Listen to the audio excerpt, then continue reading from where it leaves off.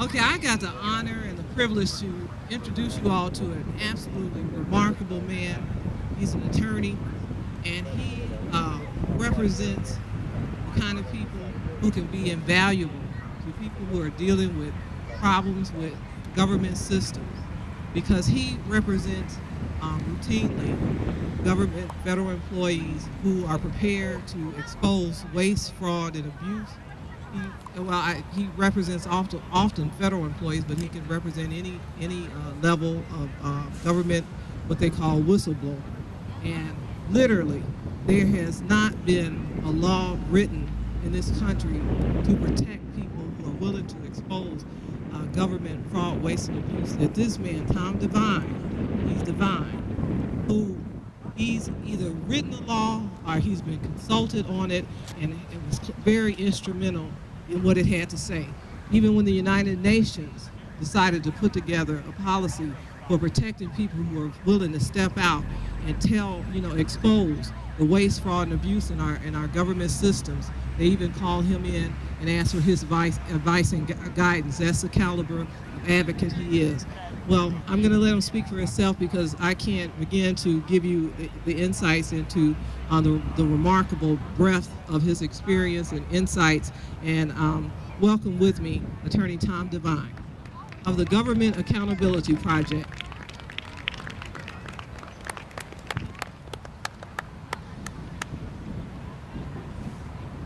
Thanks a lot to Zena for inviting me to speak with you folks.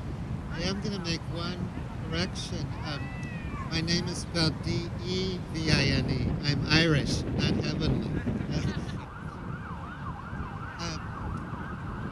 I'm very pleased to have the chance to talk to you about whistleblower protection. In almost every government agency, no matter how corrupt or how much it abuses its power, there are people there who want to play it straight, who aren't playing games, who actually want to be public servants or honest members of the community, of their corporate workers. Those people blow the whistle. We call it committing the truth because they're treated like they committed a crime. It can be the most painful experience of their life. But they're also the people who change the course of history. These are people who use free speech rights to challenge bureaucratic, institutional abuses of power that betray the public trust. And I think of them as the living histories who refuse to be rewritten. And they change the course of history. Let me give you a few examples. Dr. David Graham at the FDA blew the whistle on Vioxx, the super painkiller that turned out to be a killer painkiller. 50,000 Americans had died from unnecessary heart attacks due to a drug the FDA officially ruled was safe. It's about as many people as died in Vietnam from our country. Thanks to Dr. Graham, within a month of him exposing the truth, Merck had to withdraw Vioxx from the market. And although they had been making $1 billion a year in profits, they soon faced $400 billion a year in lawsuits from the families who finally knew what had happened to their loved ones. Or there's the example of Paul Wolfowitz, president of the World Bank, one of the most powerful people in the world, the mastermind of the Iraq War. He came to the World Bank on a crusade to end corruption in the third world. That was going to be his mantra.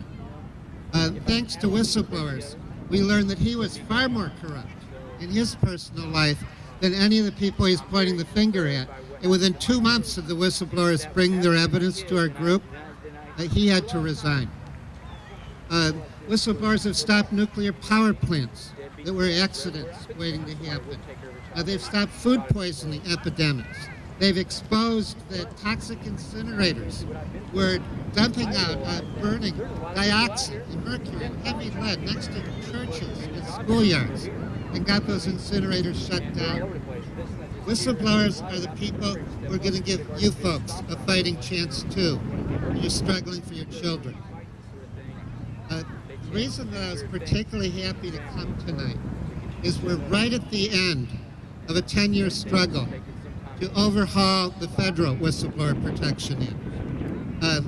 Right now, that law is beautiful free speech law on paper, but it's a trap in practice. It's a fraud.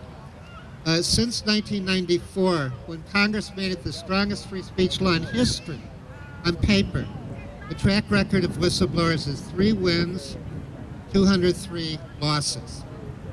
At the administrative level, where they get their day in court, during the Bush administration, the track record was 1 in 44 against whistleblowers. In other words, their free speech rights are true.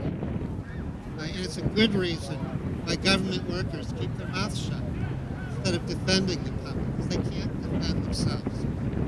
We're on the verge of getting a new law where the federal workers who blow the whistle and all the government contractors go to a jury to enforce their free speech rights instead of an administrative law judge. It'll be the difference between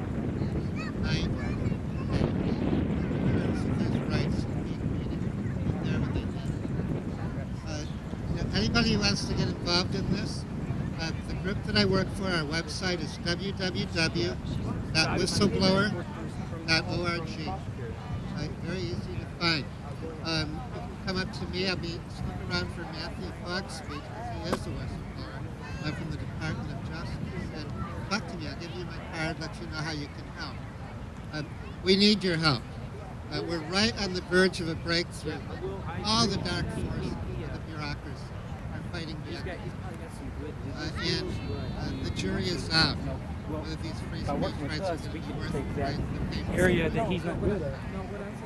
Of solidarity and support, I think we can do it. I hope you'll help. Thanks a lot, folks. Thank you.